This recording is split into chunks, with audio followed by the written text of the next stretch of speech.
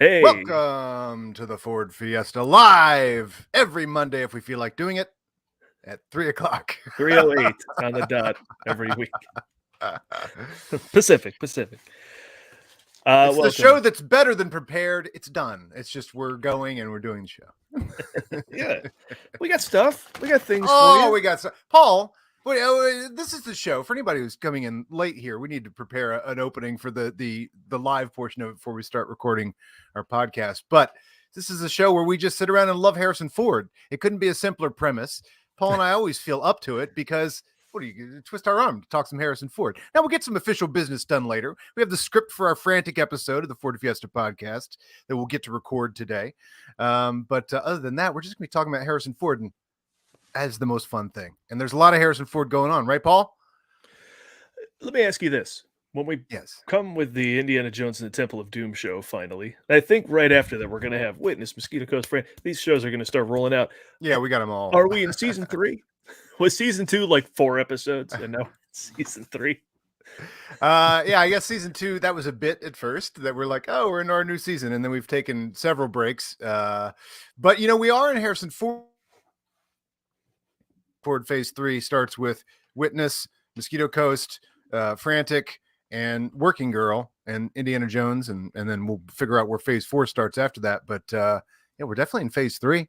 So yeah, I guess season 3. Do you have to tell iTunes that that we took too long to turn in an episode? Where'd the agreement go with the podcast union that you had to turn in an episode every week? Who said that? Well, it just seems like we've done a lot if we say we're season 3. I'm trying to pull the wool over with that. It's season 3. Good Lord, what have they been doing over there? Oh, wow, these guys are working their asses off. That's exactly right. Considering how long it takes to do post on these shows, yeah, I'm thrilled that we can at least come on here weekly and do this. So there's always something. We're always presenting something. So we never go a week without getting something done on the show. It's just the podcast doesn't come out every week. That's right. Paul, as I've said to you for many years, when future archaeologists uncover the Ford Fiesta podcast, they won't realize it took many weeks in between these things to just be like, oh, here's every Harrison Ford movie, Yeah. 6 seasons in a movie. Indeed. Is this Channel 19? But wait, I know that photo. Who is that? That's what's his name? The other guy. That's the other guy. He's going by Channel 19. Right? David McKay. There he is. Yeah, same picture. Nice try, buddy. Over on Twitch, he's Channel 19. All right. Hey, however we can get, but see, nobody knows better than David that we need viewers over at Twitch for some reason. Yeah, I guess we don't have them. Do we need them? Yeah. Twitch was the thing during the quarantine. Is that still around? Because the first time I discovered that was during quarantine. Yeah, I guess TikTok is the place to be now, and I don't know. Yeah, I don't know. Every video I find on there is annoying. Am I old guy shaking my fist at the sky at this point? But you want to hear old guy? I've never been on TikTok. I see TikTok videos, but same. But people will post them on other platforms, and then I click them. It should be ideal for us sketch writers, and we like doing our tiny bits and stuff to get on to put those bits on TikTok because they can only be. Well, we got burned on Vine. Yes, I'm not doing it again. I fell for your trick once. Short videos on the internet, it ain't gonna work out. And we said we're not gonna get involved in Snapchat. Good thing we didn't. So. Oh yeah, true. Oh, is that gone? Yeah, I think so. Yeah. Well, that was a big thing for a few years there, wasn't it? Snooze and you lose. Yeah. It's going to be the big new thing. So we have the top of our Frantic episode, as Adam hinted here, to present to you guys now. And then lots of nonsense to get to. Some of it Harrison Ford related, some of it not. But we've got a lot of things to talk about after we do our Frantic the script and top of show. We'll split with headline here. It's it's exciting. Yeah. All right. Yeah, I mean, for anybody coming late to the show. Yeah, sorry, did I freeze there? And from time to time, for anybody who's new to the show, my internet's terrible, so I freeze. But luckily, it doesn't affect the recording, which is done separately. There you go. All caught up. And so what we do here is we our podcast is us interviewing someone, but before that, we do a description of the movie that is hopefully very, very funny and adorable. And so that's what we record. We're recording today for Frantic, an episode you will find in the feed later on. Adam's right. Our goal is to be adorable. Is our opening at the top of the thing here, or is it the that's the new one? 23. Oh, I see you put a date on it. All right. I know. I'm gonna start doing that. Let's do top. Oh, I'll figure out how to produce this show eventually. By Secret Life of Pets 2, we'll have this down. By season 12, Secret Life of Pets 2. All right, let's see. Shall we? We shall. All right, I got the cue up, ready to go. Let me make sure I'm recording here. Oh, hey. We do want it recorded for posterity. There we go. I am now recording. I was not. Glad you brought that up. I forget it. All right, now we're recording. But thanks everyone for hanging out with us. We're going to go through the script, so any comments and stuff will go to that afterwards, and then we'll get into some other Ford nonsense. But meanwhile, this is how the show will sound. You freeze at the most comedic time. This is how the show will sound. All right, here we go. All right. Back around here. Okay. If you wanted to know how Harrison Ford's life was going in 1988, in the late 60s, he starred in a film called Love. Soon after, he was in a movie called Heroes. Sounds like things are going great. Well, today we're talking about him in 1988, appearing in a film called Frantic. Ooh, yikes. Poor guy has paranoia to look forward to as well. This kind of dumb shit and more this week on the Ford Fiesta.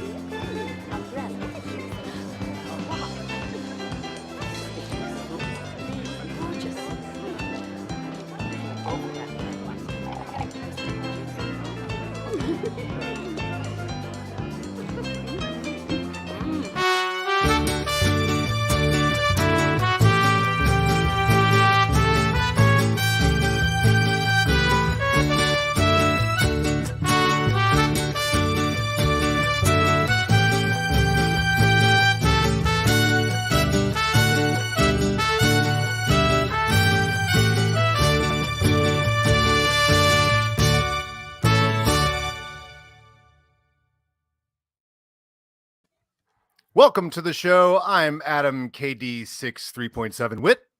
And I'm Paul TK421 Preston. Later in the show, we'll be joined by one of the more entertaining people we're following on Twitter, at LONS Lons, and co-host of the Binge Boys podcast, Lon Harris. Very funny man. Lon's take on movies is always refreshing, usually hilarious, and often something you haven't heard before. So I'm excited to get his take on Frantic. Yeah, I'd say a film not talked about in general enough. We'll go in depth with Lon, talking about the story, the making of, behind the scenes, and more. But first...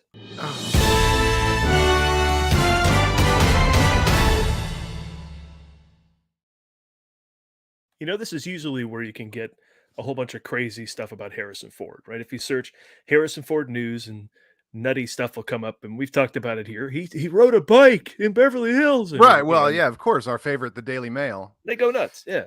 But now he's working so much. You search and you get like a ton of legitimate stuff about Harrison interviews Ford. And, he's doing interviews all over the place. He was CBS Sunday Morning. Ben Mankiewicz was interviewing him there, and I think he's one of the best guys. Remember, we went to that Rocky IV live, the screening on the anniversary of it. And I guess it was an anniversary. Regardless, Stallone tinkered with that film and re-edited it, and they showed it, and it was Ben interviewing him there. He's a big TCM interviewer. One of my favorite guys out there doing stuff. As he talked to Ford on CBS Sunday Morning. Wow. And he was on the Playlist's Binge-Worthy podcast talking about 1923. I mean, he's doing podcasts. He did podcasts? Yeah. Oh, man, we gotta get him on here. Just putting it out there. It's gonna happen, Paul. Listen, who knew he'd do podcasts? Who knew he'd have a lead in a television show? But this is where we are now. And this is all stuff that's happened since we started this show. It's been a very good couple of Harrison Ford years here. Yeah. And of course, his work in films is not done. Captain America New World Order is where we're going to see him debut, I believe, as Thunderbolt Ross. And Shira Haas has joined. This is where I need your expertise, Adam. All right. Shira Haas has joined that film as Israeli superhero Sabra. Sabra. Oh, Sabra. I'm. have they stumped you? So Marvel has started stumping me big time. There's Yeah. other ones I've heard of, like America. What was her name? America. I keep wanting to say America Ferrara. What's her Right. name? America. Anyway, like Xochitl Gomez is the actress. That's all I sorry. got for you.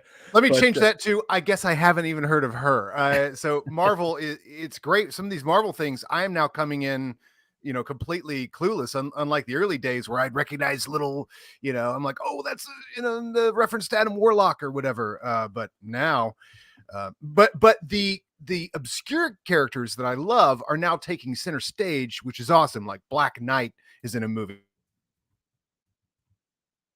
Star Fox, is going to be in a movie coming up, and that's awesome. Hercules, those are my C-list tier that I love. Sabra, I don't know.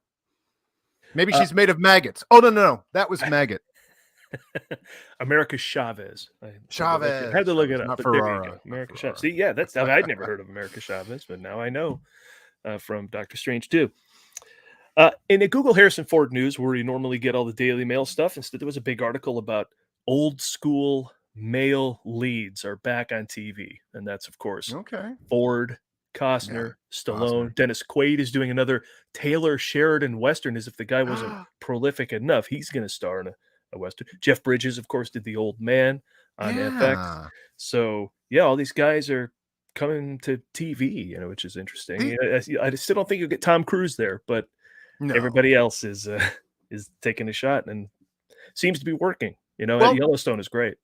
But TV is no longer a stigma. I mean, back in our days, if you were on TV, that was just like a vastly inferior medium to movie stars. Movie stars wouldn't do that sort of thing. And I remember when you finally started seeing movie stars do commercials, and you're like, what, really? Mm-hmm. They're allowed to do that and not get kicked out? Adrian Brody can do a Diet Coke commercial.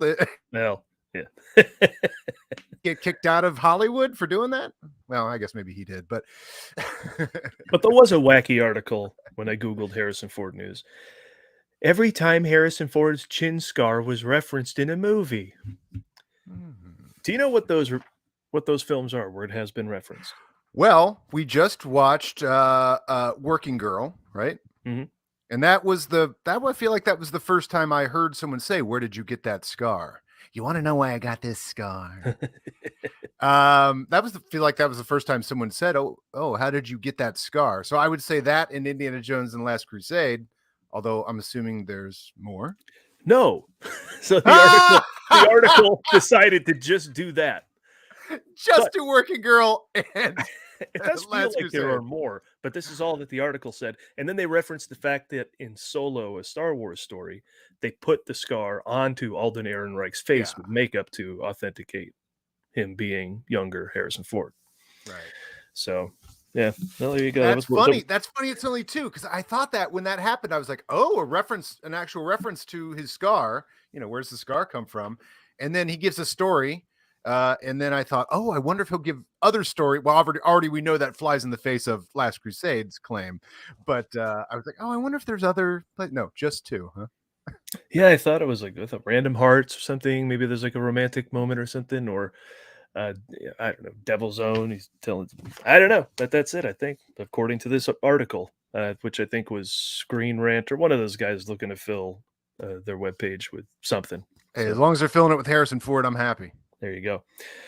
And of course, by the way, before we move on, I just want to say, all these guys coming to TV, this must be for new kids what it was like when we were kids and John Wayne was on something, never TV show, because he didn't do that back then. But like old stars when we were kids, you're like, oh, that's that old star from old movies. I mean, that's Harrison Ford has got to be the John Wayne reference for younger kids right now. It must be like our older people talking about John Wayne or some of these older stars.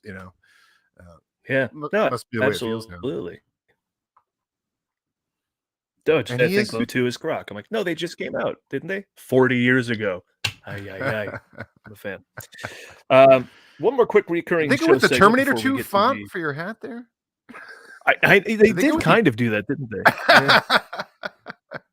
don't know. I like But, it. I'm all in. I'm all in. Up next.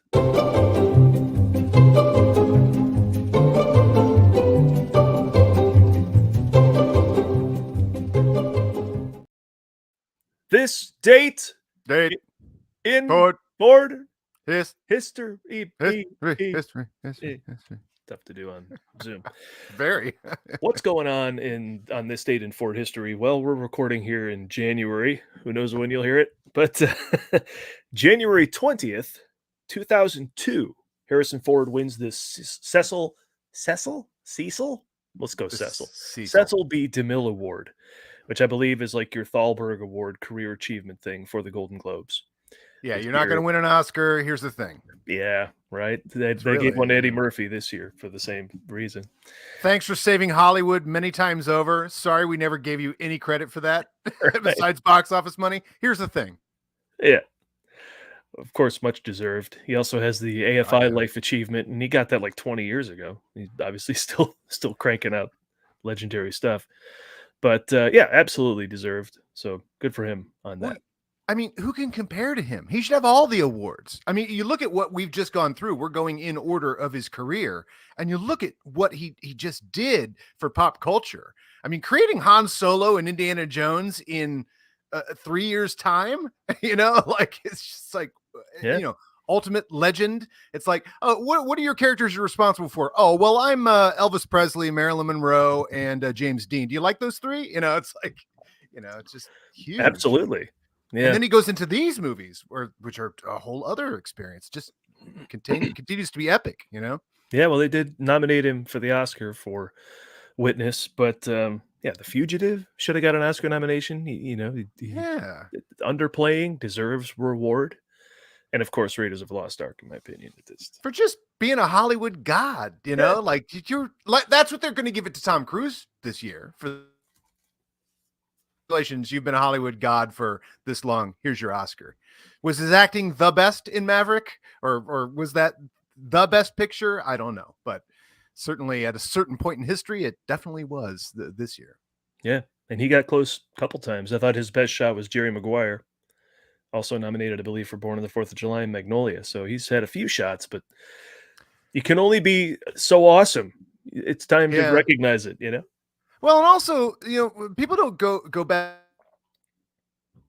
to be in all these movies we love, like, Mission Impossible, and then he'll be in like some movie where he's, got an ailment, and and you're just like, that is not a Tom Cruise movie at all. Yeah. And you're like, just going for the Oscar. They don't do that anymore. So he's like, I ain't going for an Oscar. You either give it to me for Top Gun Maverick, I'm not going to go play a bubble boy or something. Next two movies are Mission Impossible movies. Yeah. Screw you. Yeah. No, he's not going and getting an incurable ailment so that he can, pass away and therefore get an Oscar. No. Yeah. January 22nd, 2010, Extraordinary Measures is released. I saw it years later on a plane, but I did finally see it, and it might be a good time to go check it out because, the Fraser Science or Fraser, I should say. Oh, right. The Fraser Science is underway with Brendan Fraser's performance in The Whale. So, or is it Brendenaissance? Brendenaissance? That's not bad. Brendenaissance. That rolls off the tongue. Yeah, Brendenaissance. Yeah. So be a part of it. Watch Extraordinary Measures with Harrison Ford and they're doing the trying to heal a deadly disease thing. Maybe win an Oscar, but it came out in January, so there wasn't a lot of faith. No. Well, the ones that come out in January, sometimes they're the ones that were being prepped for an Oscar push, and then they're just like, it ain't gonna make the. I ain't gonna compete with all the crap coming out in November and December. We'll just release it in January. There's always some of those in January. January and February are like a horror movie, totally like things for genre fans, and then like movies that clearly should have been nominated or wanted to be nominated for Oscars, but they decided not to get in that biz and then put something serious out in January for the parents.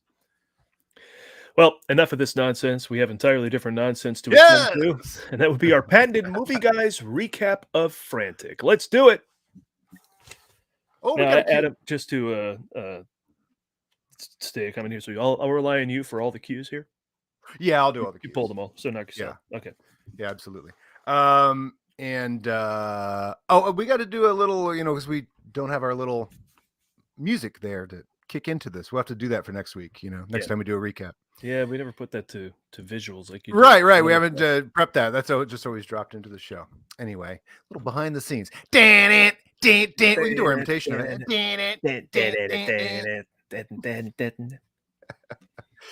It gets the kids excited to hear us do our thing here. Okay. The Ford Fiesta pod. Excuse me. The Ford Fiesta.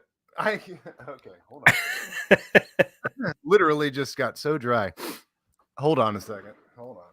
Blim blim blim blim. Blim blim blim blim. Blim blim blim blim. Blim blim blim blim.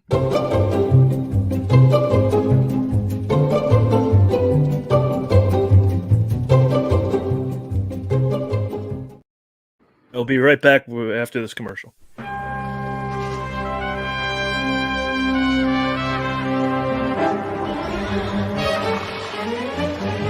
You okay, miss? I'm fine, thanks. My horse.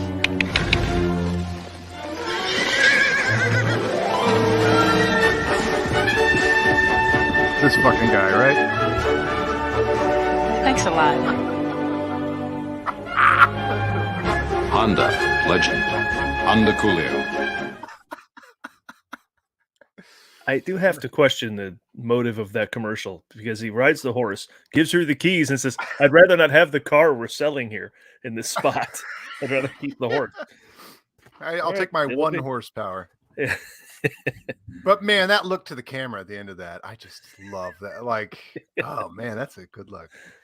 But I swear, we've gotten so obsessed with Harrison Ford. Now we're now scholars on Harrison Ford, which there's no place I'd rather be. But every time I see the guy now, I just go, this fucking guy, right? He's got a suit. He's riding a horse. Fuck this guy. I said that 12 times watching the first episode of 1923. I'm like, this fucking guy. And that talk about John Wayne. Well, we'll get into that later in the show. All right, here we go. I've now excuse me. Good stuff. All right. The Ford Fiesta podcast has committed itself to documenting every first in Harrison Ford's career. We've documented the first time he played a hippie. Hi.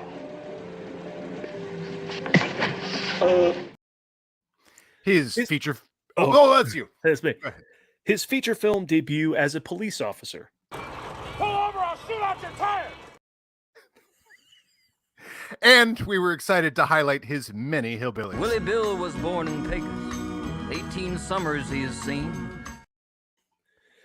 But with today's movie, Harrison Ford achieves a new milestone as he plays his very first doctor in a movie with a deliciously simple title, Frantic.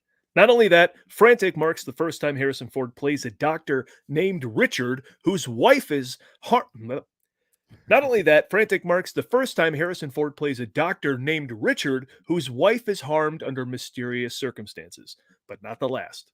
Richard!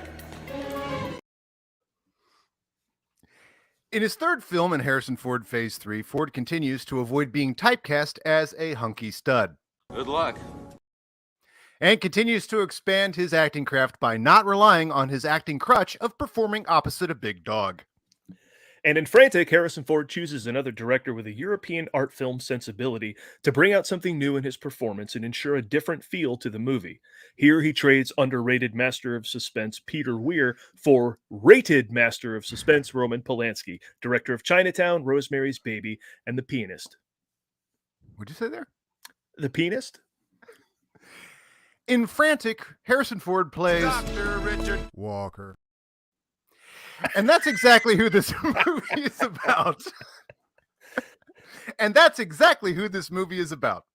Walker is a surgeon traveling with his wife Sandra for a medical conference in France, where it's traditionally held because that's the only country Roman Polanski is allowed to shoot in. But on the way back from the airport, they get a flat tire. Oh, wait a second here.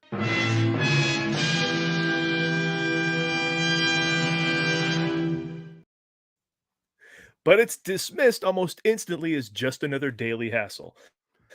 Because to set the tone, Polanski chooses to bore us with the banality of taking a taxi to Paris. Why? Because Paris is airports and cabs at first, and that's Richard Walker's point of view. Polanski focuses on the dull rhythm of getting to a hotel, even the Eiffel Tower, robbed of its majesty, revealed by a garbage truck pulling away from the traffic jam it caused. Let me get this ready here.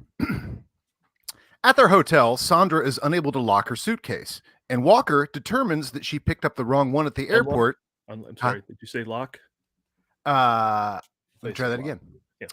At their hotel, Sandra is unable to unlock her suitcase. No, it's unlocked. Yeah. At their hotel, Sandra is unable to unlock her suitcase, and that someone else has their bag.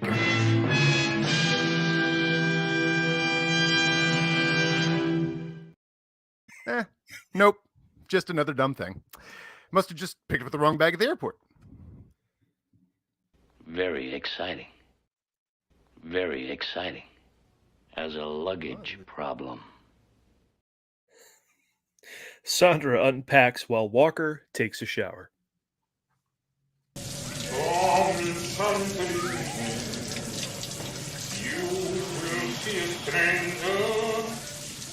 You will see a stranger across the fountain blue, and suddenly you know that she is the one.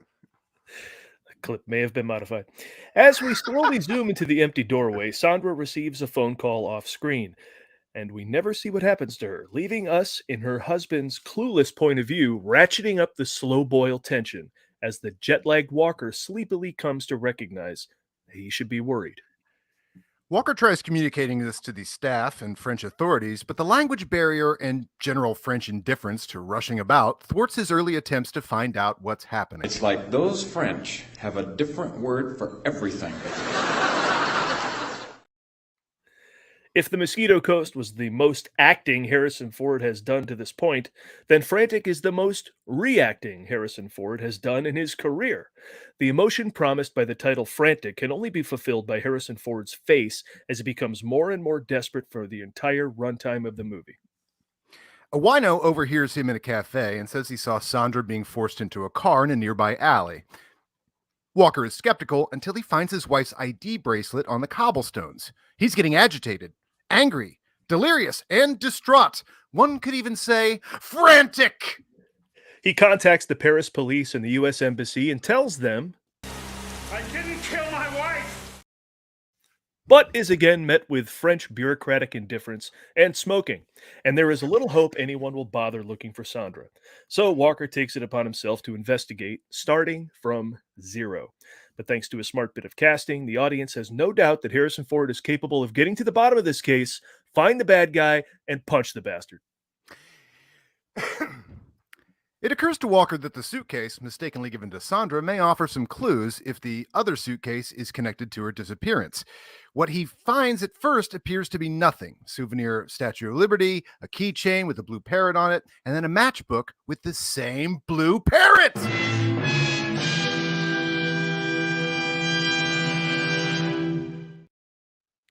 Not really, but close. Because inside the matchbook is the name of a woman, Dee Dee, and her phone number. I don't know if younger viewers know this, but matchbook covers was where we stored phone numbers before there were cell phones. Whoa, my script just went kerfloogie. Kerfloogie? Let me bring it up here. It went kerflooey.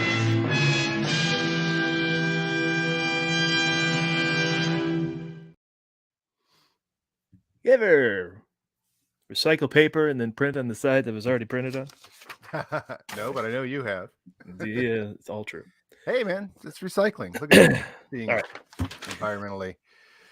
Here we go. Good The luck. matchbook. The matchbook leads him to the Blue Parrot, where he gets some information about this Dee Dee, leading him to an apartment where he finds a murder.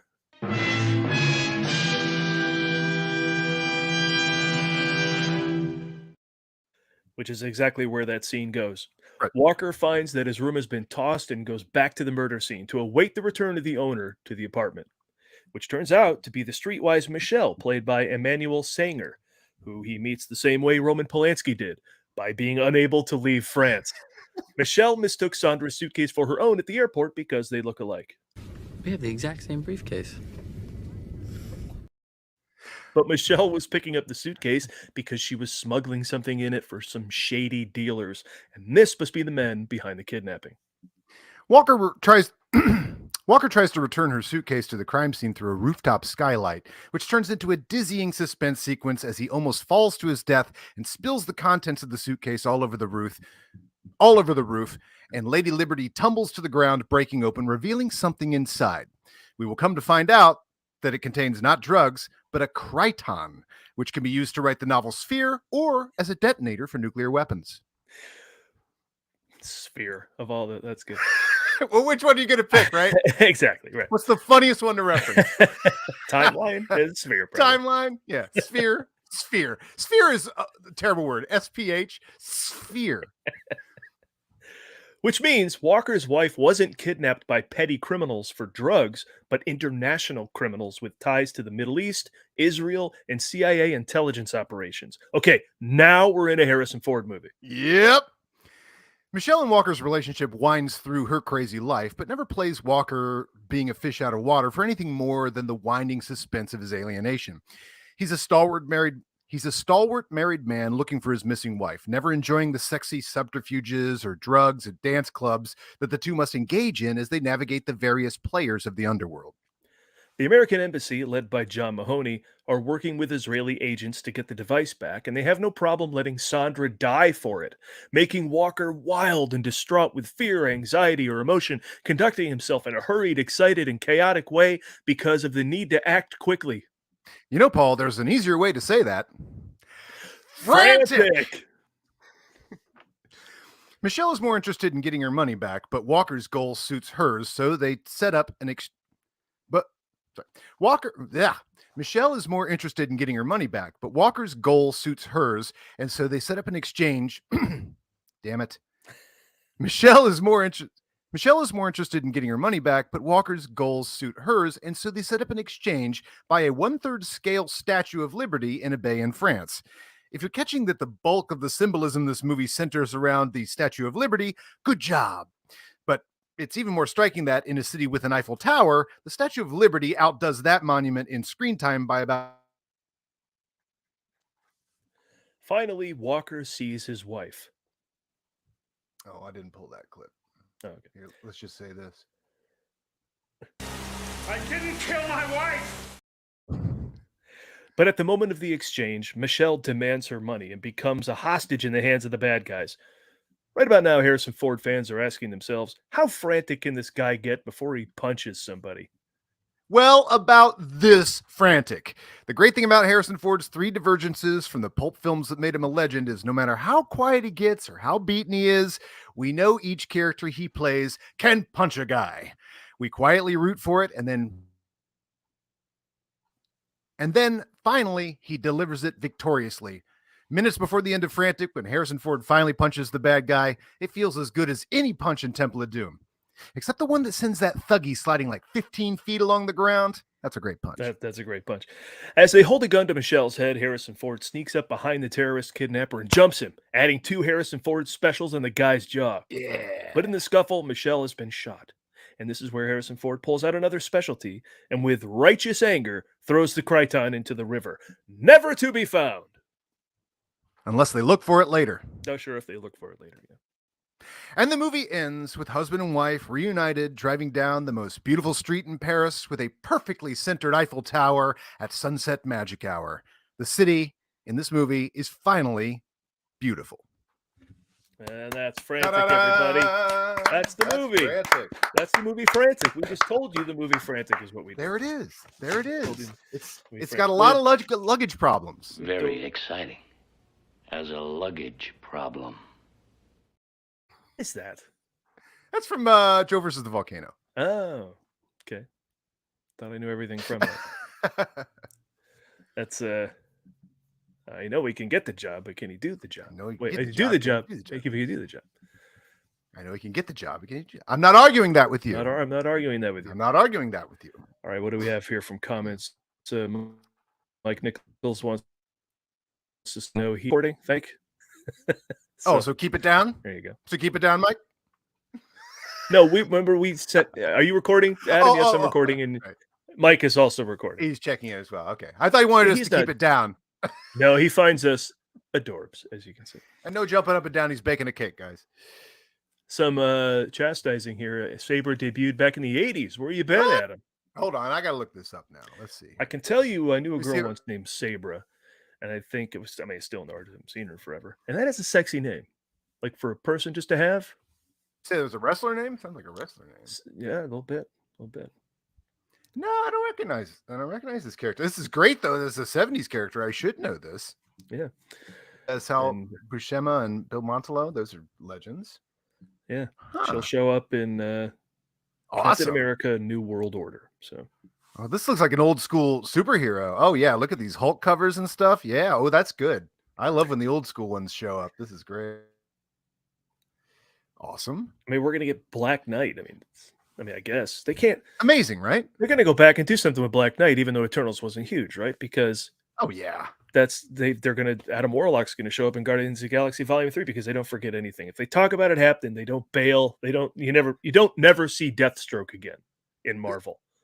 While some audience members right, yeah, there's no introducing Deathstroke. It never shows up again. That's not the Marvel promise.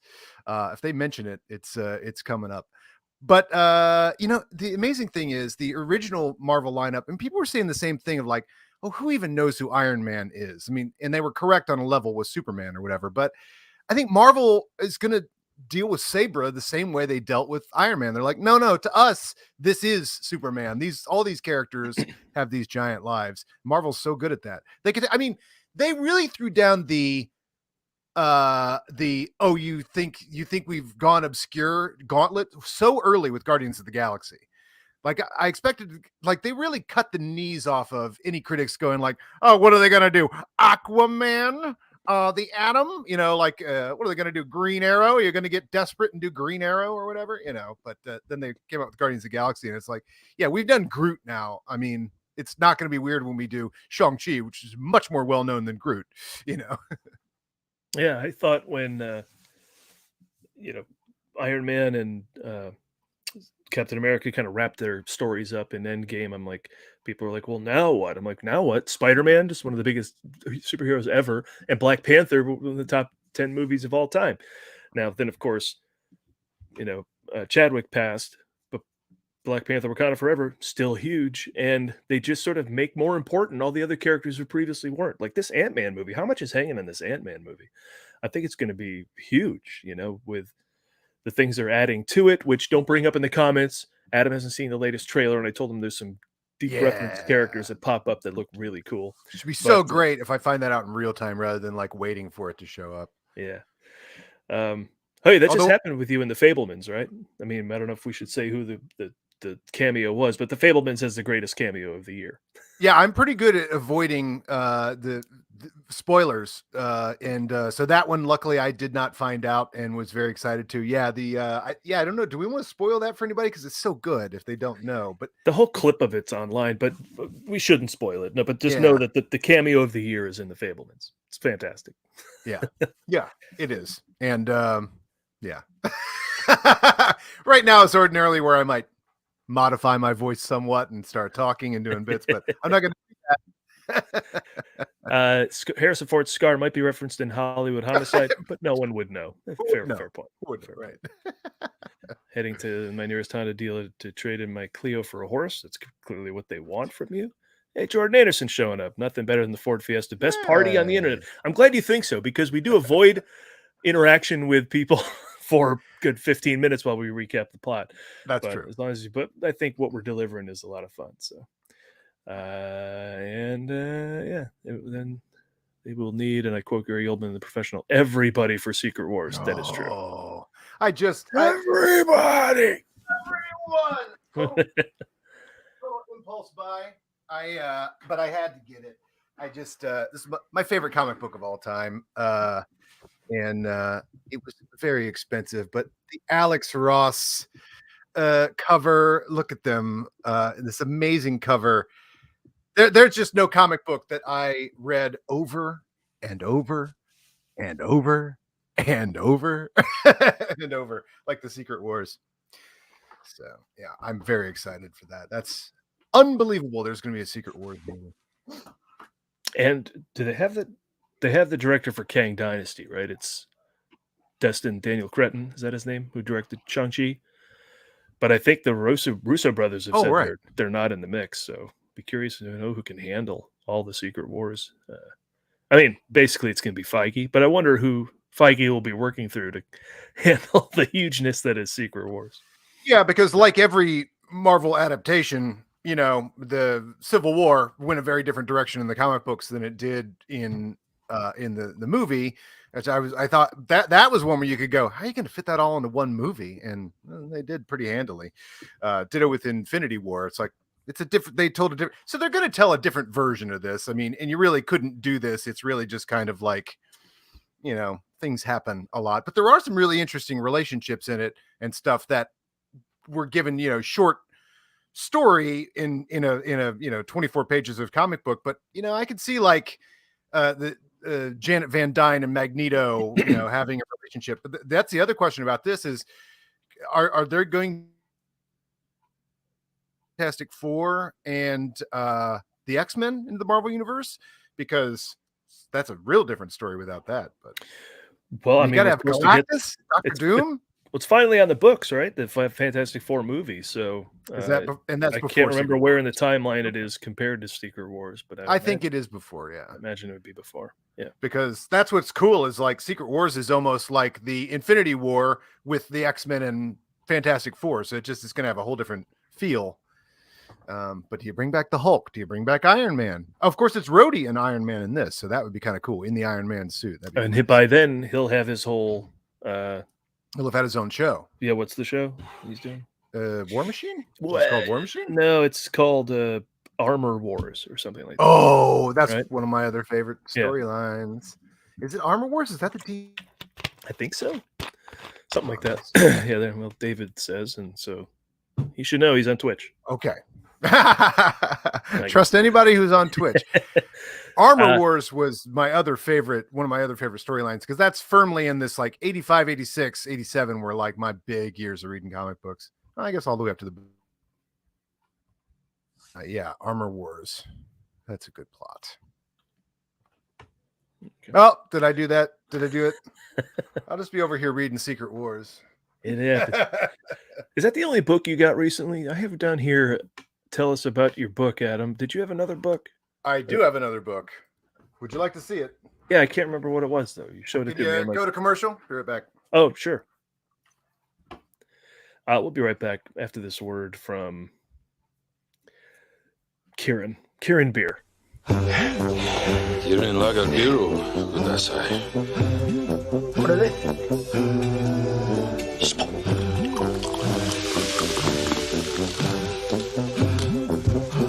Kudasai.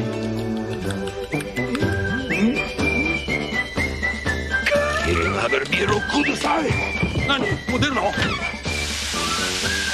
Mr. Beer. Kirin Lager Beer. Hello. And we're back. Pull this out from under the Christmas tree. Yes, I have a very generous person that I work for, and sometimes gets me pretty large scale gifts. And he's a big fan of Tashin. That's right. Tashin Company. And this is a lot of Star Wars going on here. This is the greatest book ever conceived by mankind. Let me just tell you, for true and for real. Let me find a big ass Harrison Ford photo for you in this thing. And you know the premise behind these, Paul, right? That's just the archives for this, the things that they, you know, and you get these giant photos. There's your Mel's Drive-In, and yeah, I leave my Christmas tree up. I don't know. It's too depressing to take it down right away. Right away, January 23rd. Ain't even February yet. You say that like it's February 5th or something. I got a big Star Wars book here, but I can't find it. Must be in the other room. But I mean, look at the size of, you know, that photo right there. That is an enormous, that is bigger than me. You know, and it's just one of those every I mean, I was pretty obsessive. And by the way, you and I have seen all of the behind the scenes photos. We grew up looking at all the behind the scenes photos. And Let me guess. Grew up reading. I haven't. You haven't. Oh, okay. You haven't. And the most amazing thing is, like for example, there's a famous photo of George Lucas with like just a little Aeroflex in the corridor of the Star Destroyer from the beginning of Episode 4, right? When the stormtroopers come through and the see, I don't know if you've seen that, but there's like a shot of George Lucas running B camera in that corridor. In this, there's that photo, and then two others, and you're like, I've only ever seen the one. And so then there's like from another angle or at another moment and stuff. And it's just like, so it's like the archival stuff that they went to. You are free to come over and look through this anytime you'd like. But I mean, just look how enormous it just gives you a sense of the scale of making Star Wars. You showed that shot of the Sandcrawler, and that's like that Sandcrawler set is massive. Good Lord, it's like, today it would just be CGI, but look at the size of that Sandcrawler they built. Yeah, Crazy. I know. It's amazing. And life-size Ralph McQuarrie's. I mean, look at the size Cantina concept art. I love that. And behind the scenes photos, like hundreds and hundreds of behind the scenes photos I've never seen before of Star Wars. And then of course there's text all through this telling the entire story, like shooting day 1, shooting day 2. You've seen a behind the scenes photo of the original Jabba the Hutt, but I've never seen that one. And it's the size of my body. It's the size of my torso. So it's just like, if the only thing I've ever wanted is just more, give me more Star Wars information. Star Wars. Did you have those books when you were a kid, Paul? Which one? It's called The Art of Star Wars. And it was like all of the concept art plus the entire script. Did you I ever think have that's that? what I was just looking for. It might be in the other room though. Yeah, I think I still have it. I still have all my Star Wars crap. I got I could reach into this pile of books behind me and grab something Star Wars rather easily. Let's see. Well, the other thing is, I'm like, well, I really could get rid of every other book. This is the only one that I truly need. But I mean, this is there it is. The illustrated screenplay. Oh, illustrated screenplay. Is that got concept art and stuff in it? Is that got the Steranko art in it? That's cool. Steranko. It's not as cool as this. That is a production shot we've seen before. This is not the one you've seen before, and it is the size of a small child. With this thing in my hand to find out what it weighs, it's 15 pounds. And it is just the greatest honoring of a movie. I mean, we love movies. There's yes. That's now just those storybook. That's not as thick, but no. But the story. Did you just crack the back on your Star Wars, your Return of the Jedi story? It hasn't been opened in a minute, but what? Mine is falling apart from being read. Oh, well, that's because this is the first one that was really well bound. Yeah. My Star Wars one, literally that's the one. 45-year-old one. I mean, look at the creases in that thing. Oh yeah, that run up and down. Yeah, that's destroyed for me. But that was flimsy. This one, by the time they got the Jedi, put some money behind it. So that's a badass book, man. That's cool. It's a badass book. I mean, I've just never seen anything just so in love with a movie, and it's just like it just feels so appropriately in love with Star Wars. I mean, you just get, it's so immersive, these photos too. And it's so egregious. This is too much book. This is too much book for any topic but Star Wars.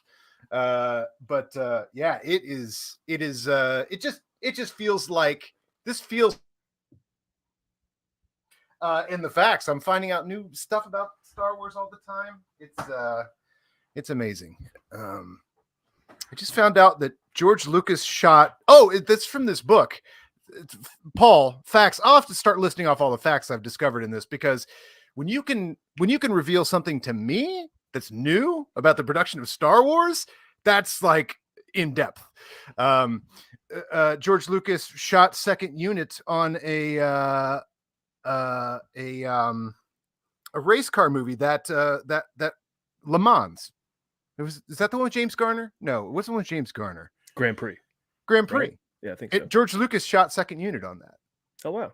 And you know who was running that second unit was Saul Bass. Yeah, I think it was like Saul Bass hired George Lucas to shoot a racing movie. And you're like, why isn't this known? This is the most known thing. It's crazy. So, yeah.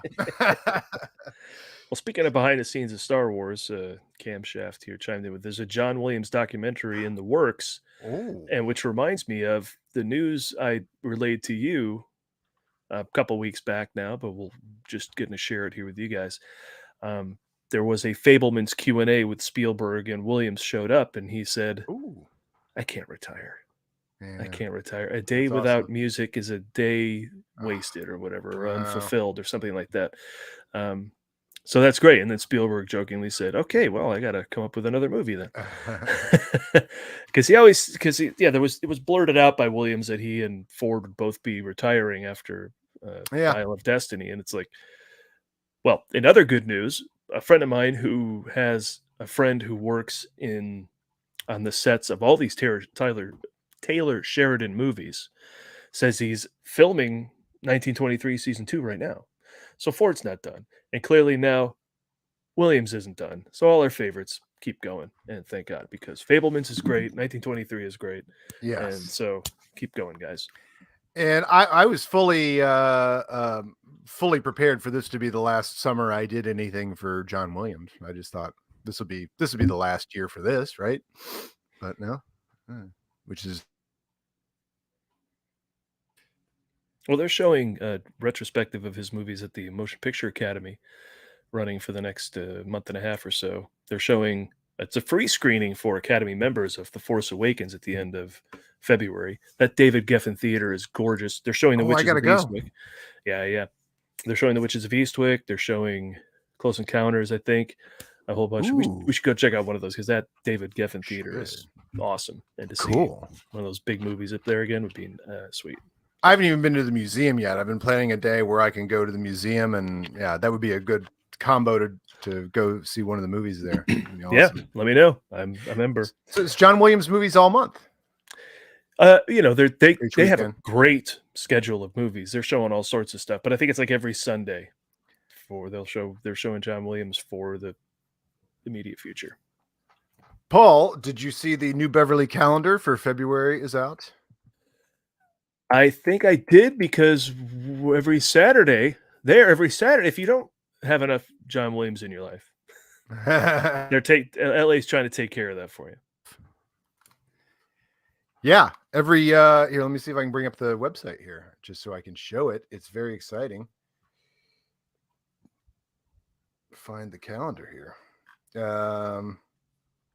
Where is it? I can't find it for some reason. But yeah, they're showing every Indiana Jones movie for the Saturday matinee in February. Raiders, Temple of Doom, and Last Crusade, and Kingdom of the Crystal Skull.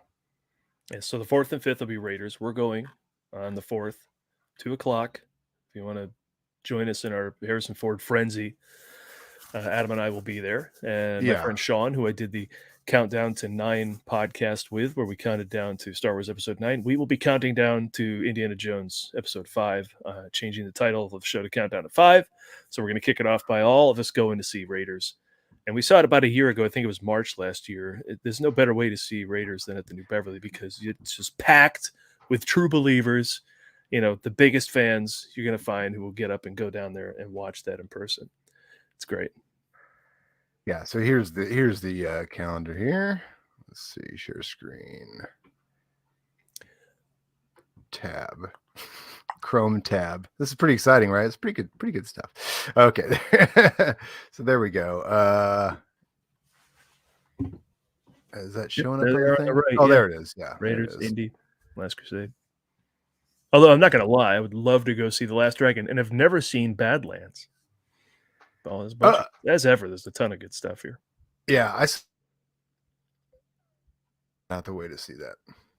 But, yeah, every Indiana Jones movie. So I might go see all those. Why not? I haven't seen Raiders in the theater in a year, just under a year, I think. Temple of Doom. It's been many years. Last Crusade. Oh, I went this year, but I'll go again. Oh, here's what's coming up for Williams. Born on the 4th of July is the 29th. February 19th, Catch Me If You Can, which is a great underrated Williams score. Very different. Yeah. Which is of Eastwick, January 22nd. Close Encounters, January. Oh, those already happened. Never mind. So they already did Close Encounters, which is of Eastwick. Poseidon Adventure? That's him, right? They did that. So they showed that. Images? Did they show Robert Altman's Images? Nope. Did he do Valley of the Dolls? Yes, he did. That was him. Yes, they showed he did. that. Yeah. Which I've never seen. I probably should have gone. But yeah, that's what's coming up on what they call Oscar Sundays. If you're nominated or win, they will show those. But yeah, they got so much. I mean, they've got a whole retrospective of Dee Dee Allen, Preston Sturgis matinees. They've got Oscar week. They'll show the nominated shorts with panels and stuff. So yeah, that theater is awesome. Yeah, Paul, I don't know what it is that keeps me from going to the Academy Museum or paying enough attention to it. I don't know what it is that distracts me, but somehow it's too much. Somehow there's other stuff to see. Somehow there's other stuff to see, like a Blade triple feature. Not gonna lie, I only went past the first one. I've only seen the first one. You never saw 2? And I hear 2 is great. Yeah, it's Guillermo, right? So I gotta go. Yeah, so good. There's a Denzel-a-thon as well, which I know is. Will that be unannounced until you arrive, or? Yep, that's how they're doing it. No, that's fun. Yeah, that's always fun. And then, of course, number 1 of the Secret Service and Bullet Machine, probably coming to a Lindsay Shantef double. Sure. I love it. I love when they introduce me to a filmmaker with a triple feature or whatever. But yeah, but I'll have to get on the mailing list for the Academy Theater because I never know what's going on there. That's where I heard about it. But yep. But let's talk about this 1923 because you I finally saw it, right? You're caught up. Yeah. Well, I've seen 2 episodes. I haven't caught up. How many are out there? Oh, I think there were 4. Yeah, and but they're on a break until February 5th, so you've got these 2 weeks to get yourself caught up. Oh, okay. That's cool. Yeah, boy. How cool is this? Harrison Ford on the TV. Also, let me just say, not just Harrison Ford on the TV, Harrison Ford acting. Like, there it is right outside my house. How can I forget? But Harrison Ford, for the last how many years he's done such small roles. Morning Glory, he's not really the lead in that, or but Secret Life of Pets, Age of Adeline, yeah. Call of the Wild was like the first lead he's had in a while. Feels like to me. I mean, first lead, 42, yeah. But he's a co-lead with a dog, and I don't know if he talks that much in that movie either. But maybe it's narrated. I haven't seen it, but yeah, it's so this is just so much Harrison Ford, even though he's not in the whole episode of any of the shows because they have various plot lines going on, which I spent the first episode kind of catching up with, and the second episodes I almost feel like I need to watch them again because the show doesn't do you a lot of favors and go my brother Earl that you'll see in the next scene or whatever. You're like, you just cut to the next scene, you're like, well, who's this guy? Oh, that's his brother. They make you figure everything out. But. Yeah, it's very similar to Yellowstone in that it's the Dutton elder with the number of sons, and they all get into various forms of trouble. But it's more expansive than Yellowstone has been. They kind of stay within Montana, but this idea of the guy on safari is kind of cool and different and crazy. Oh, that's awesome! And then the whole story of the Native American girl who gets in the nunnery, whatever, in the nun school, getting abused by the nuns, and you kind of get the idea that there's a character named Thomas, I think Thomas Rainwater in Yellowstone, that it's probably a relative of his from way back in the day. Oh, we'll see how they eventually intertwine. Okay. But that one's certainly full of emotion. Yeah, I also think the show is deliberately withholding information because I haven't seen Yellowstone or 1883. So, I mean, information is being withheld, but that's on me because I don't know the other shows.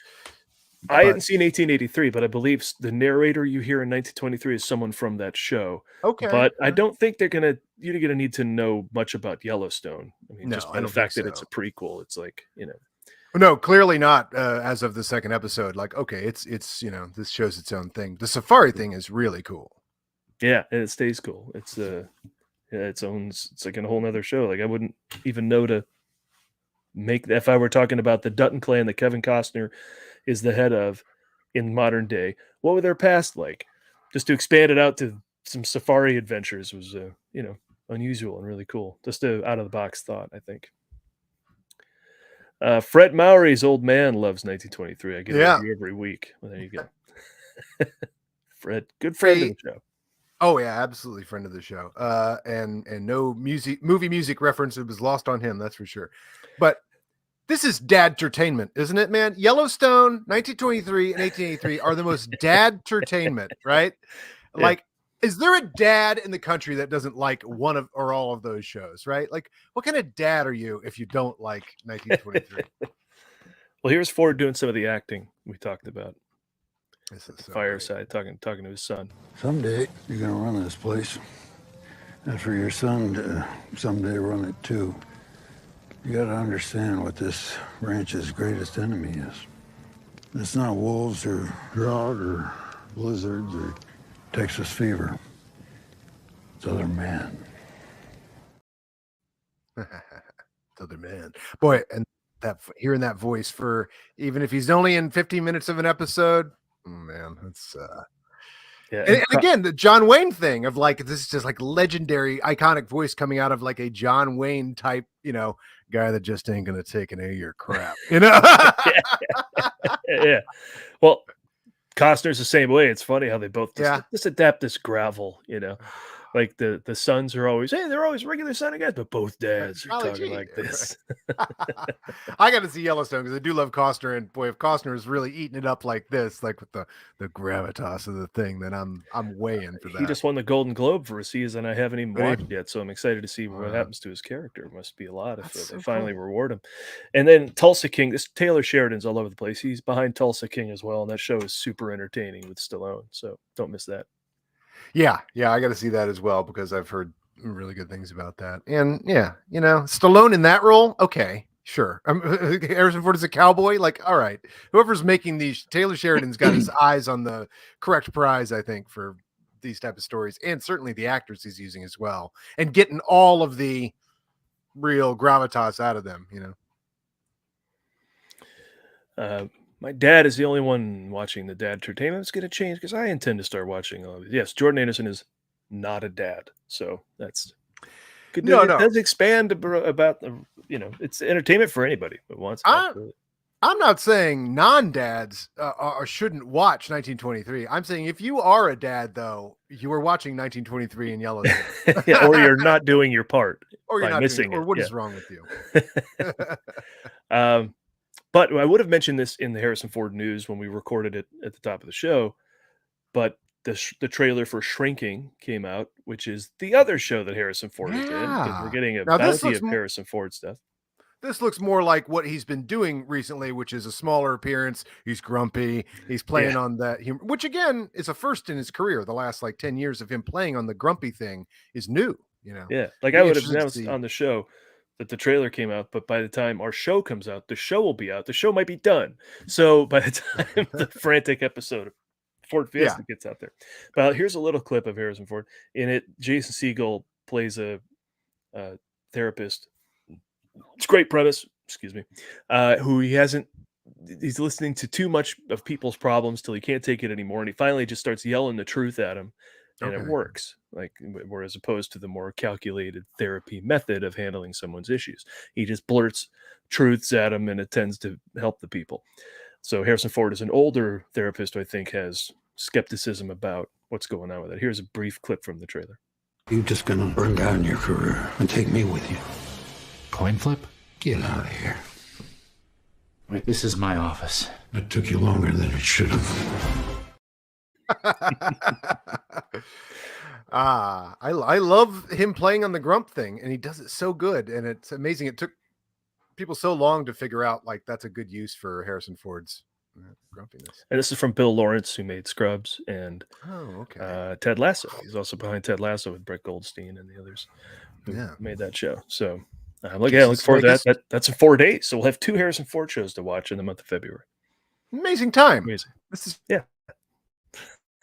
Let's get made real quickly now because I feel like we just heard about both of these things happening and they're out. Yeah, and they'll wrap up and then we'll get a movie. So I played this last week, but I felt like I rushed it. I want to play this little clip of Harrison Ford on the red carpet of 1923 when it premiered. And it's just fun to see him like kind of weird and playful, maybe drunk. I don't know. You decide.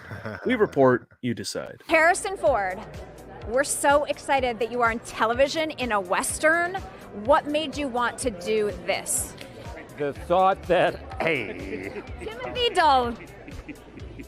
I've got a lot to say. You guys met? Yeah, we have. Excuse me, I'm doing an interview. Legends. In trouble? Don't butt in. Excuse me. I'm sorry. Sorry. I feel like there's going to be trouble in the Prohibition tonight. There ain't no prohibition tonight, baby. There we go. Okay. Oh, man. Yeah, he's toasted. That's awesome. Well, he should get drunk more often. Yeah. He's a good interview drunk. There you go. And 2 Harrison Ford shows, Indy 5 and Short Round, getting an Oscar. Oh, he what will a time win to that be Oscar. alive. And if that whole place doesn't stand up and applaud, then they're not paying attention to the long, amazing journey of Ke Huy Quan to win that Oscar. Just for fun, somebody put this. I saw this on the web recently. I shared it with you, Adam. I'll share it with everybody else. Yeah. What if the Tales of Short Round, Disney Plus? I'd watch that. Of course you would watch it. And come on, in a world with a Willow TV show, an Obi-Wan Kenobi TV show, a new Indiana Jones movie, is there some chance this doesn't happen? What's going to prevent this from happening? I don't know. I mean, you know what I mean? He's going to be on Disney Plus in, I believe, Echo, and I think he's going to be on Hulu in Chinese Born American, which is a new show with Michelle Yeoh. So they'll reunite for that. So he's busy doing stuff, which is great because you want him to be in everything, everywhere, all at once. Absolutely kill it, and then have a career rejuvenation. Right? What would you call this, Adam? A Huy-Quanaissance? Okay, Quanaissance. Anything that ends with an N adds the sans. Yeah. Huy-Quanaissance. Yeah. Oh, it's a big Quanaissance. He disappeared for a long time.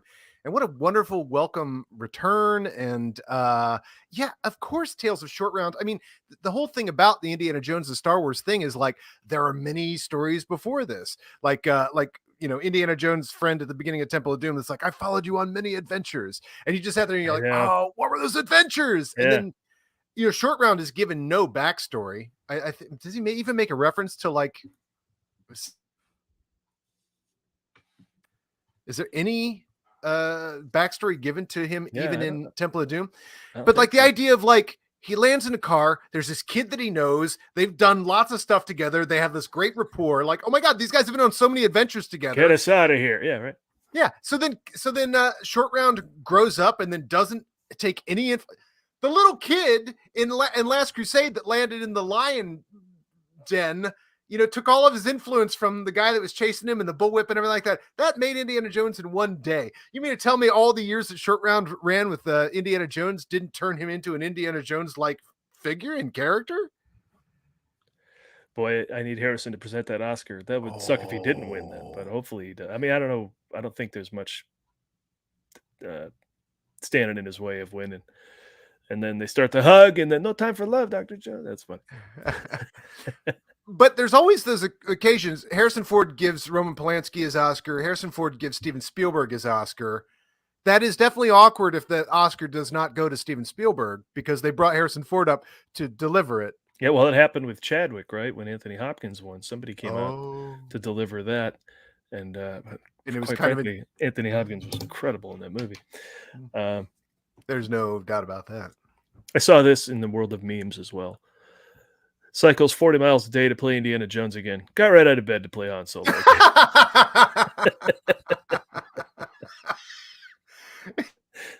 Kind of true when you look at it. Kind of true, yeah. No, there's a big difference between the Harrison Ford performance in Force Awakens and Rise of Skywalker. He definitely did just got woken up for that. You're doing what? All right. Give me a second. Well, I have a little show and tell here, Paul. I think we covered this briefly last week, but I found another Frantic poster. For everybody who doesn't know, the original Frantic poster looks like. Wait, I can show you what it looks like.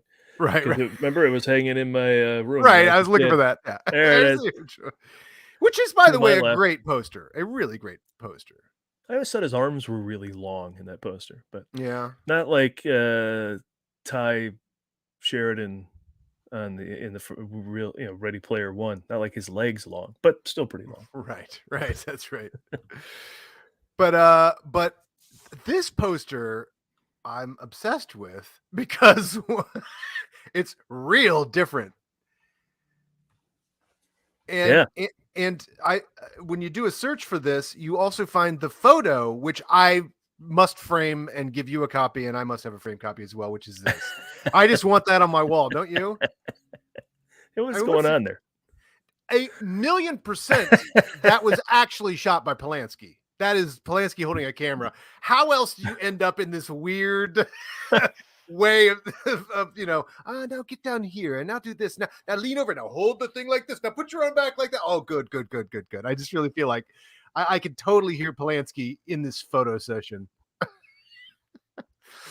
But Paul, I found another Frantic poster, and this one is the sort of thing you see now. People will take the posters and they'll do screen printed posters that'll have one seems like a poster that someone would make now as a variation on Frantic. But this is from Poland at the time. And if you've seen any Polish movie posters, you know that they go their own direction, certainly from the 70s and 80s. Isn't that cool? The blue parrot? Wow. Yeah. I mean, all right. Yeah, the blue parrot thing comes up. It's the bar. Statue of Liberty? That's new, I think. Oh my God, that's crazy. Isn't that weird? It's totally weird. It's like what would be an example of this? It'd be like doing a let me see. Oh, if you did Raiders of the Lost Ark and it's just the Staff of Ra. Yeah. Right. It's just the or if you did it's just the fertility idol. Actually, it's more like the fertility idol because if the parrot plays into the movie for like 10 minutes, Yeah, it'd be like Forrest Gump and it's the box of chocolates. Just a box, just black box of chocolates. Yeah. That's what that movie's basically about. Chocolate, right? It's basically about chocolate. Oh, Frantic. That's that movie about the blue parrot, right? It is. Anyway, here's the poster. All right. But but you've seen some of the bug nuts Polish posters over the years, right? I don't know that I have. I mean, you might be. If you go to the a YouTube wormhole. Yeah, we'll have to look sometime. If you go to the AMC to see The Fabelmans the other night over at the Sunset 5, the posters in the men's room, at least, are all Polish variations. So there's like an Apocalypse Now poster that I think is like Kurtz's face, but like melting with paint or something. But they have a big showcase of Polish posters. But yeah, I want that up my wall right there. That's just fantastic. Another Ford news: the Mosquito Coast is canceled after 2 seasons at Apple TV. Oh well, I never watched it. Did you? No. In further news, there was a show called The Mosquito Coast for a while. Yes, well, I don't really like I did read the premise of it, and it's real different. Like he goes to Mexico to escape something from the United States, and then the drug cartel or something follows him to Mexico. I'm like, I don't know if that's. Then again, I don't know how you make a TV show out of the movie Mosquito Coast of just a guy takes his.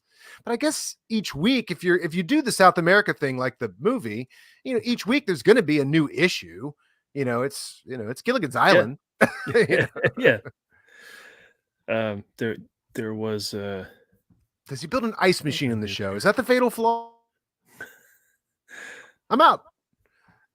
All right. Elsewhere on the web, Adam pointed me out to a website called The Young Ford. Was that a Tumblr page? Yeah. And they just filled it up with pictures of young Harrison Ford. This is what people are doing with any of time. these photos, though. There were so many new ones. Did you put them in here? There's one. Yeah, I love that. Well, I know you love. Where is it? Did I pick? Oh, I didn't. I just have a few of them. Yeah. No, I sent you. Well, I mean, the page has a ton.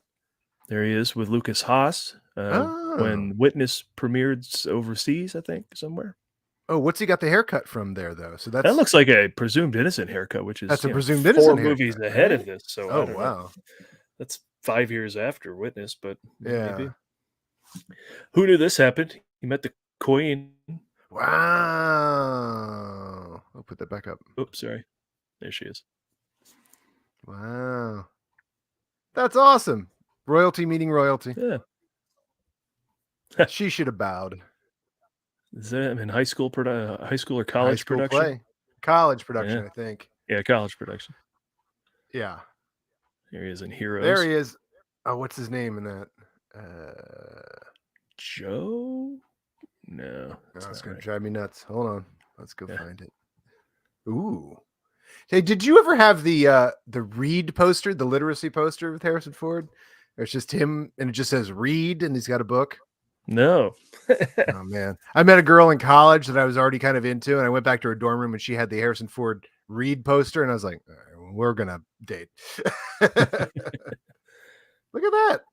Now that is Getting Straight era Harrison Ford. Or Zabriskie Point. There he is with Carrie Fisher, right? Is that Carrie Fisher? Oh, yeah. Or is that Karen Allen? Yeah, one of them. Oh. What? That's a great. And then there's the TV era, which we need to cover. There he is with Burt Reynolds. Who knew? Yeah, what is that show called? Not Banachek. I can't remember.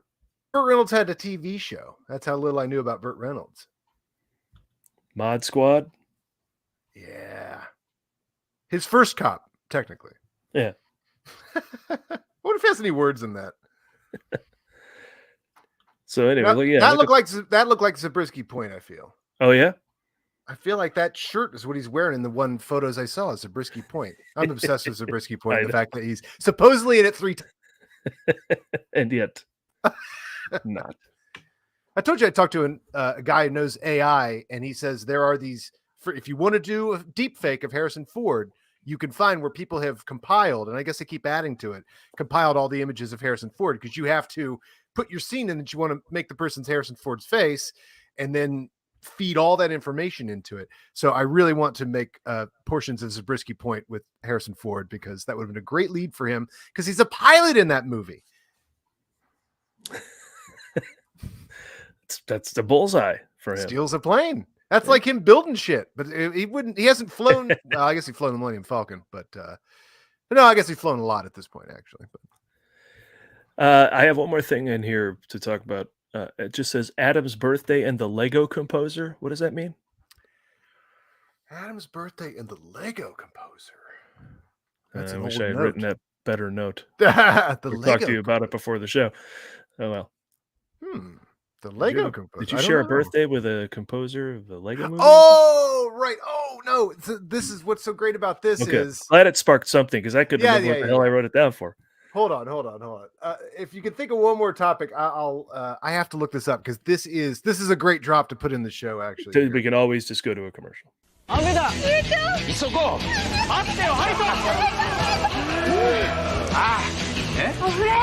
Kirin Lager. Come on. この味がビール。切れ味醍醐味。キリンラガービール。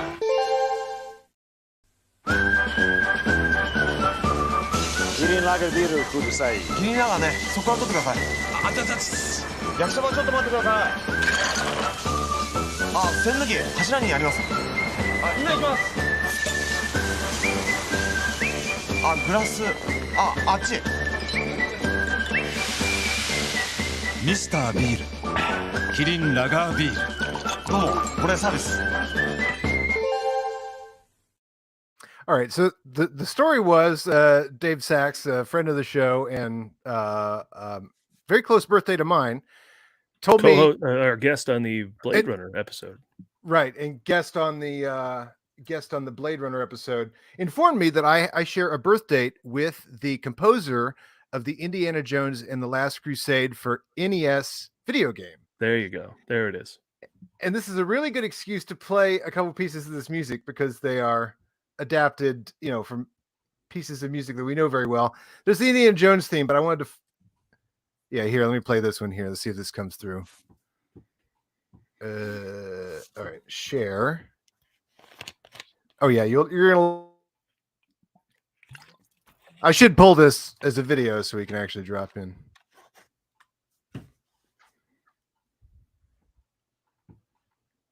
In fact, I think I will. It will be easier. Yeah, here we go. Okay, let me just actually upload it here. But I love, I love the adaptations of these.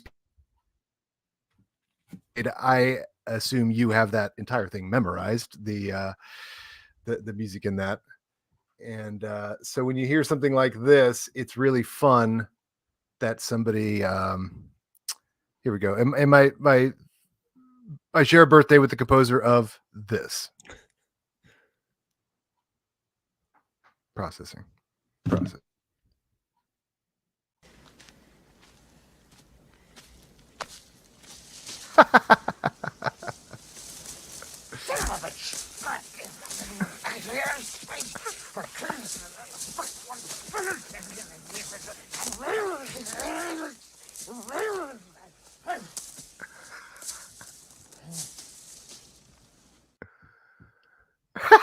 All right, here we go. Dig these groovy tunes, man.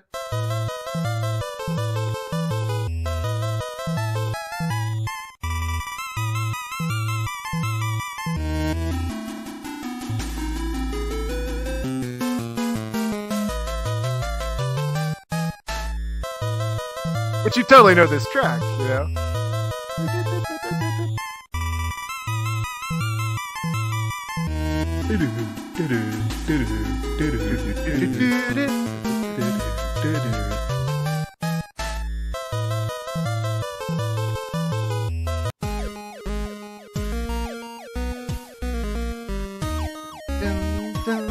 The tank theme. Yeah, nice. Listen to that. Whew, whew, whew. That's exactly what it needed.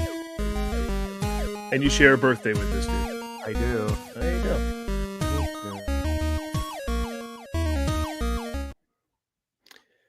Should have to sneak that into the show again sometime. Yeah, just a fun fact. And I thought those versions of the music were really cute and fun. Hey, I think that's our show. It's 4:30. That is our show. I do want to do corrections real quick. Kei Kwan is going to have a small role in Loki season 2. I said Echo earlier. It's actually Loki. Echo. Yeah. Gotcha. So you can. Thank you, Jordan, for the correction there. That's always good. I knew he was doing Marvel. He had a lot to do at D23. He was, there for the Hulu show, and he was there for the Marvel show, and so yeah. Yeah. But going back to the short round Disney Plus thing, is that a no-brainer or what? I mean, he started an adventure with the CGI de-aged Harrison Ford. And he would come back for the Disney Plus for the pilot or something like to kick that off. There's something they looked for back then. He's left the life. It's haunting him now, and he's got to hop back in it. And what we've never seen is like when Short Round became an adult adventurer, which I'm assuming he did. He had his own Indiana Jones costume. We've never seen that before, and he's like, got to throw on my old costume and get back to adventuring, and just like in Indiana Jones, like you finally see him in the hat and everything. They keep talking about who's going to be the new Indiana Jones when Harrison Ford, hangs it up. Kei Kwan is 51, but I still think he's probably your best choice now that you bring it up. Yeah. Well, I mean, I don't know. I mean, are they going to? I mean, Indiana Jones has always been a serialized thing, so you could just say, I mean, obviously the TV show cast other people as Indiana Jones and just had adventures. So, Yeah, but he said, he's always said, not till I'm dead. You heard about Chris Pratt, and he's like, nope, not till I'm gone. And sure enough, he made another movie, so there you go. Yeah. But who would be next? Amazing. Kei Kwan would be great. So, wow. One last thing before we go, head over to themovieguys.net and watch I posted the entire video that people put together for the memory of Ben Rader. And we were invited on there to do a video for that. And you can go to themovieguys.net. I've queued it up to where we are, but feel free to watch the whole thing. Whatever you do, check out the donation information to GoFundMe to help people who are suffering from what Ben was dealing with that ended his life early. Yeah. So he was a great fan of ours and the Movie Trivia Schmodown in general, and real active movie nut and fan like us. So yeah, we were happy to take part in that. If he liked you, You found out about it, and which was really nice for our particular brand of humor, which he totally dug. And the bit we did, a bit in maybe bad taste. Over it was a fun way to talk about movies in the light of something. It wasn't bad taste. It was lovely here, according to see there it says. Yeah, it was fun. It was a fun idea. So yeah, go check that out. And I love the other thing too. If you do watch more of that stream, his mom in the comments is just amazing, because I know it's now occurred to her just how big a family that Ben had. It's like, my mom knows that I do this, but she doesn't know everybody on here and all, sort of stuff. But, watching Ben's mom just like realize every, 10 minutes of like, oh my gosh, Ben had so many friends, and this is such a thick community and such a family and everything like that. She commented on that over and over. And that makes me feel so good, because of course nobody's grieving more than his mom, but to see all of us come out and do tributes to him and just, that made me feel good that she was going to sleep very well that night, Yeah. Which is good. Yeah. And that's the only gift you can give. That's a pretty good one. Yeah, he was the host of Mount Schmodown, co-host of Mount Schmodown, and I was just on a show of his you can also find at the movieguys.net called What Are You Watching, where he and I talk for a half hour about the Banshees of Inisherin. So check all that stuff out in honor of Ben. He was awesome.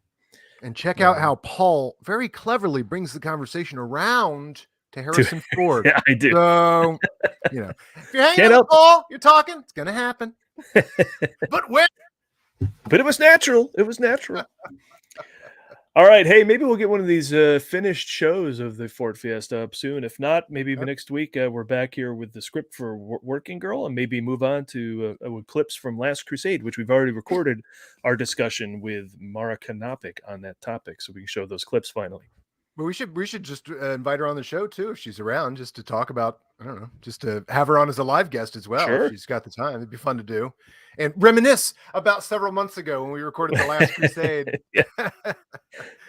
And then she can say things like, you haven't posted that yet? But, right.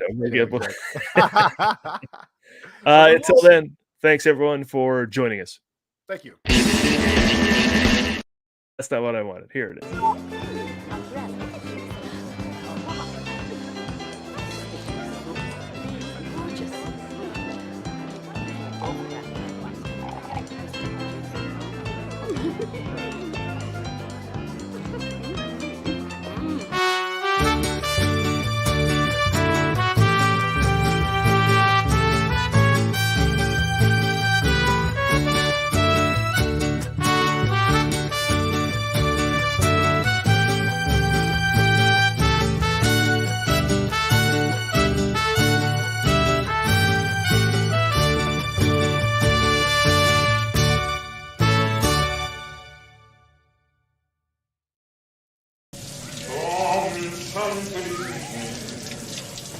You will see a stranger